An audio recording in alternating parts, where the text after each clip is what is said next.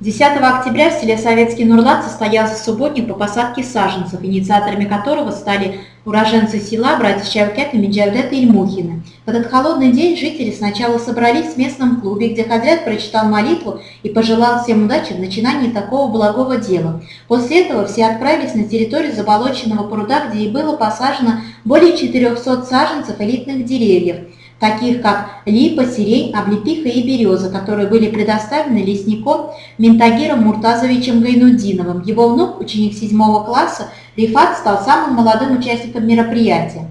В дальнейшем братья Ильмухины планируют превратить место посадки в зону отдыха, но сейчас это сложно, так как в селе нет воды. Эту проблему может решить постройка плотины.